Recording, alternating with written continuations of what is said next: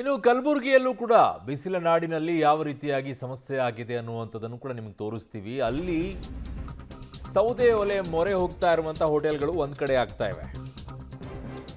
ಕಲಬುರಗಿಯ ಹೋಟೆಲ್ಗಳಲ್ಲಿ ಸೌದೆ ಒಲೆಯಲ್ಲಿ ಅಡುಗೆ ಮಾಡುತ್ತಾ ಇದ್ದಾರೆ.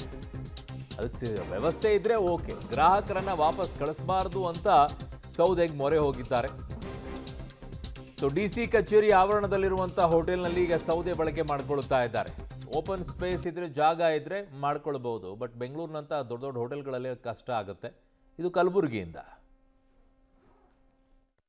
ಮಧ್ಯಪ್ರಾಚ್ಯದಲ್ಲಿ ಉಂಟಾದಂತಹ ಯುದ್ಧದಿಂದ ರಾಜ್ಯದಲ್ಲಿ ಬಹುತೇಕ ಸಿಲಿಂಡರ್ಗಳ ಅಭಾವ ದಿನದಿಂದ ದಿನಕ್ಕೆ ಹೆಚ್ಚಾಗ್ತಾ ಇದೆ. ಅದರಲ್ಲೂ ಕೂಡ ಈಗಾಗಲೇ ಕಳೆದ 4 ದಿನಗಳಿಂದಲೂ ಕೂಡ ಕಮರ್ಷಿಯಲ್ ಸಿಲಿಂಡರ್ಗಳ ಒಂದು ಹೋಟೆಲ್ಗಳಿಗೆ ಏನು ಸರಬರಾಜಾಗ್ತಾ ಇತ್ತು, ಆ ಎಲ್ಲ ಸಿಲಿಂಡರ್ಗಳ ಒಂದು ಸಂಪೂರ್ಣವಾಗಿ ಸ್ಥಗಿತವನ್ನು ಮಾಡಿದ ಪರಿಣಾಮವಾಗಿ ಈಗ ಕಮರ್ಷಿಯಲ್ ಸಿಲಿಂಡರ್ ಇಲ್ಲದ ಹಿನ್ನೆಲೆಯಲ್ಲಿ ಬಹುತೇಕ ಹೋಟೆಲ್ ಮಾಲೀಕರು ತಮ್ಮ ಒಂದು ಕಿಚನ್ ಸಿಸ್ಟಮನ್ನೇ ಚೇಂಜ್ ಮಾಡಿಕೊಳ್ಳುವಂತಹ ಪರಿಸ್ಥಿತಿಗೆ ಈಗ ಬಂದಿದೆ. ಮತ್ತು ಅದಕ್ಕೆ ಪರಿಸ್ಥಿತಿಗೆ ತಕ್ಕ ಹಾಗೆ ಈಗ ಇಲ್ಲಿನ ಕಲಬುರಗಿಯಲ್ಲಿರುವಂತಹ ಹೋಟೆಲ್ ಮಾಲೀಕರು ಕೂಡ ಅನಿವಾರ್ಯತೆಯಿಂದ ಹೊಂದಿಕೊಳ್ಳುವಂತಹ ಪರಿಸ್ಥಿತಿ ನಿರ್ಮಾಣವಾಗಿದ್ದು, ಈಗಾಗಲೇ ಸಿಲಿಂಡರ್ ಸಿಗದ ಹಿನ್ನೆಲೆಯಲ್ಲಿ ಕಲಬುರಗಿಯಲ್ಲಿರುವಂತಹ ಎಲ್ಲ ಹೋಟೆಲ್ ಮಾಲೀಕರು ಏನಂತಂದರೆ ಈಗ ಯಾವುದೇ ಕಾರಣಕ್ಕೂ ಕೂಡ ಗ್ರಾಹಕರನ್ನು ಕೂಡ ಬಿಟ್ಕೊಡ್ಬಾರ್ದು ಅನ್ನೋ ಕಾರಣಕ್ಕಾಗಿ ಸೌದೆಗಳ ಒಂದು ಮೊರೆ ಹೋಗಿರುವಂತಹ ದೃಶ್ಯಗಳು ಬಹುತೇಕ ಕಡೆ ಕಂಡು ಬರ್ತಾ ಇದೆ. ನಾವೀಗ ಕಲಬುರಗಿಯ ಜಿಲ್ಲಾಧಿಕಾರಿಗಳ ಒಂದು ಕಚೇರಿ ಆವರಣದಲ್ಲಿರುವಂತಹ ಹೋಟೆಲ್ನಲ್ಲೂ ಕೂಡ